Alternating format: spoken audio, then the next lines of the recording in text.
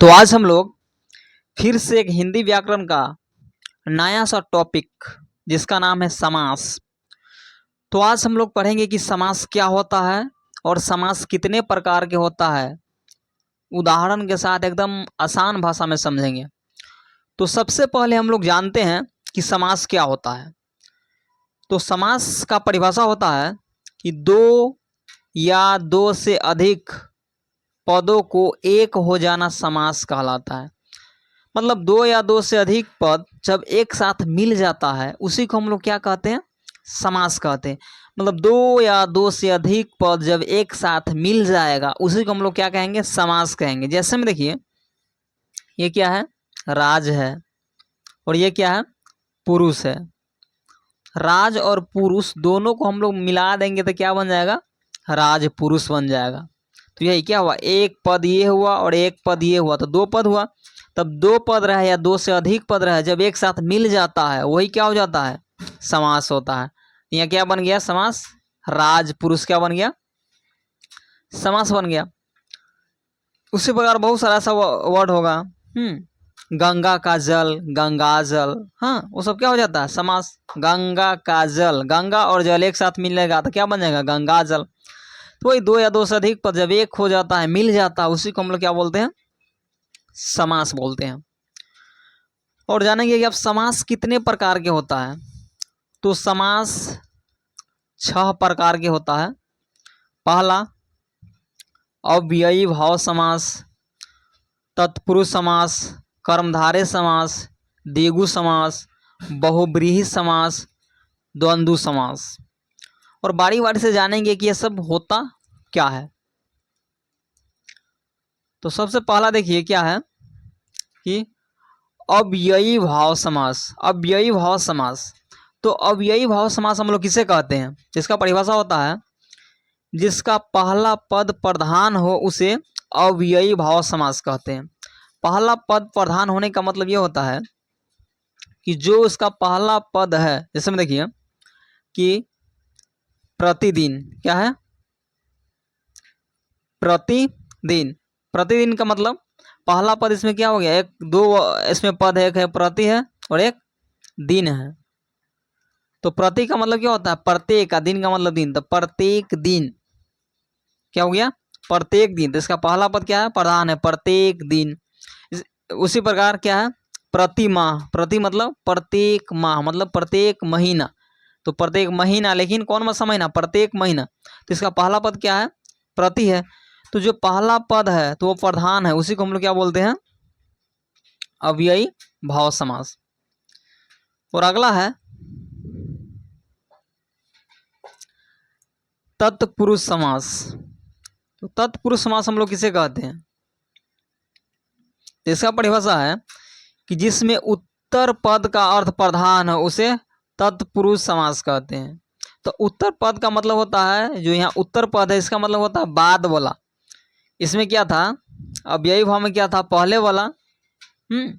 इसमें अव्ययी भाव में क्या था, जिसका पहला पद, हाँ पहले वाला पद प्रतिदिन प्रधान था। लेकिन तत्पुरुष समास में क्या होता है कि उत्तर पद, उत्तर पद का मतलब होता है बाद वाला, पहले वाला नहीं, बाद वाला। तो बाद वाला पद जो प्रधान होगा उसी को हम लोग क्या बोलेंगे, तत्पुरुष समास बोलेंगे। जैसे हम देखिए राजपुत्र, मतलब राजा का पुत्र।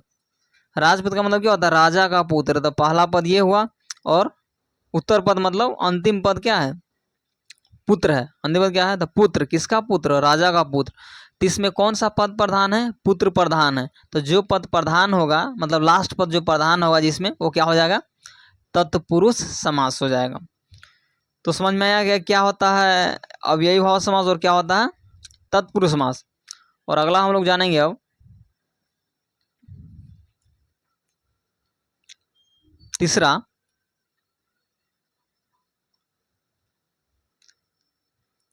कि कर्मधारय समास क्या होता है। कर्मधारय समास, तो कर्मधारय समास किसे कहते हैं हम लोग, कि जिसकी विशेषता बताई जाए उसे कर्मधारय समास कहते हैं। मतलब किसी भी चीज़ की जो विशेषता बताया जाएगा ना तो उसी को हम लोग क्या बोलेंगे, कर्मधारय समास। इसका बहुत ही सारा परिभाषा होता है, हाँ विशेषता, हाँ, विशेषण को हम लोग कर्मधारय समास कहते हैं। तो हम सिंपल भाषा में लिखने का कोशिश किए हैं कि जिसकी विशेषता बताई जाए उसी को हम लोग क्या बोलते हैं, कर्मधारय समास कहते हैं। जैसे एग्जाम्पल से समझिए, क्या है, मधुर वचन। क्या है, मधुर वचन। इसमें देखिए मधुर का मतलब क्या होता है, मीठा, वचन मतलब बोली। तो यहाँ देखिए क्या है, विशेषण क्या है, इसमें किसी भी चीज़ का विशेषण बताया जाए। जैसे में देखिए यहाँ वचन बोल रहा है, मतलब कैसा बोल रहा है, वो मधुर बोल रहा है। तो यहाँ विशेषण क्या है, इसका विशेषता क्या है, मधुर, और विशेष्य क्या है, यहाँ वाणी है। तो कोई भी चीज़ का जब विशेषता, यहाँ बोलने का विशेषता बता रहा है, तो बोलने का विशेषता मतलब उसका कैसा है, मधुर है, तो क्या हो गया, कर्मधारय समास हो गया।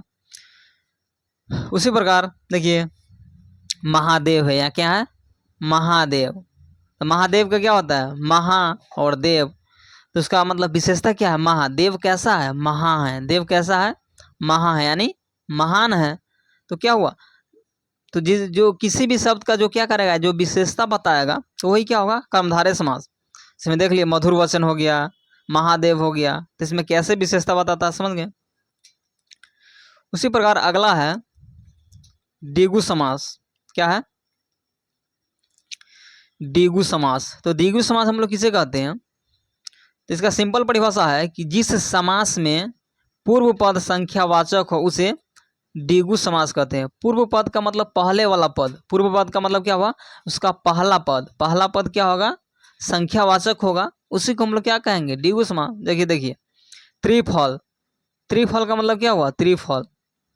त्रिफल मतलब पहला पद क्या हुआ, संख्यावाचक। संख्या का मतलब क्या होता है, 1 2 3 4। तो पहला पद इसमें क्या है, त्रि है, दूसरा फल, और दूसरा पद क्या है, फल है। तो त्रि का मतलब क्या होता है, 3 होता है, 3 होता है। तो क्या हुआ, संख्यावाचक हुआ। तो जिसका पहला पद संख्यावाचक होगा क्या होगा, वो द्विगु समास होगा। तो त्रिफल का मतलब 3 फल होगा या समूह होगा, उसको हम लोग क्या कहेंगे, त्रिफल।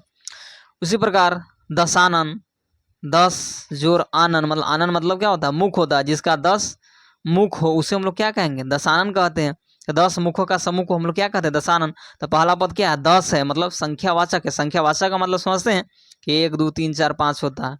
तो द्विगु समास समझ गए कि जिसका पहला पद क्या हो, मतलब पूर्व पद संख्यावाचक हो, उसी को हम लोग क्या कहते हैं, द्विगु समास कहते हैं। उसी प्रकार अगला है बहुव्रीहि समास।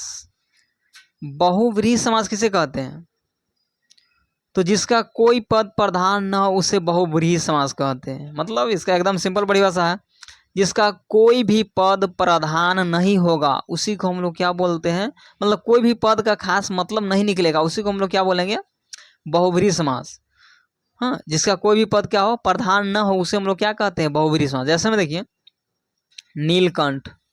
नीलकंठ, तो नीलकंठ का मतलब क्या होता है, नील है कंठ जिसका। तो नील है कंठ जिसका, तो हम लोग नील है कंठ जिसका, वो किसको बोलते हैं, हम लोग शिव जी को बोलते हैं। किसको बोलते हैं, शिव जी का। देखिए नीलकंठ का मतलब इस पद, एक नील हुआ, दूसरा पद कंठ हुआ, तो इसमें कोई भी पद प्रधान है नहीं है, लेकिन इसका मतलब नीलकंठ का मतलब क्या होता है, शिव जी होता है ना, शिव जी जो भगवान है। समझ गए, नीलकंठ का मतलब शिव जी। उसी प्रकार अगला है बीना पानी। बीना में है पानी जिसका, नहीं, तो बीना पानी हम लोग किसको बोलते हैं, बीना एक है और एक दूसरा शब्द है पानी। तो बीना पानी हम लोग किसको बोलते हैं, सरस्वती जी को बोलते हैं। किसको बोलते हैं, सरस्वती जी को। तो इसमें बीना का भी पद प्रधान नहीं है, नहीं पानी का पद प्रधान है। हाँ, इसमें कोई भी पद प्रधान नहीं है, लेकिन इसका मतलब क्या होता है, सरस्वती। तो समझ गए, जिसका कोई भी पद प्रधान नहीं होगा क्या होगा, बहुव्रीहि समास होगा। और लास्ट है क्या, हाँ, द्वंद्व समास। क्या है, द्वंद्व समास। द्वंद्व समास किसे कहते हैं, जिसके सभी पद प्रधान होते हैं। एकदम सिंपल परिभाषा है कि जिसके सभी पद प्रधान होते हैं उसे हम लोग क्या कहते हैं, द्वंद्व समास कहते हैं। जैसे में देखिए कि हाथ पाँव। हाथ भी क्या है, प्रधान है, और पाँव भी क्या है, प्रधान है। हाथ पाँव दोनों का मतलब। माता पिता, माता भी क्या है, प्रधान है, और पिता भी क्या है, प्रधान है। माता पिता, फिर पिता पुत्र, ये क्या है, दोनों पद प्रधान है। इसका भी मतलब होता है, इसका भी मतलब होता है, पिता पुत्र, माता पिता, इसका भी मतलब, इसका मतलब, दोनों पद क्या है, प्रधान है। तो जिसमें दोनों पद क्या होगा, प्रधान होगा, उसको हम लोग क्या बोलेंगे, द्वंद्व समास बोलेंगे। तो ये वीडियो आप लोगों को अच्छा लगा होगा कि क्या होता है समास और कितने प्रकार के होता है, और सबका परिभाषा हमने एकदम सिंपल भाषा में बताने का कोशिश किया। और आप लोगों को शायद ये समझ में आया होगा।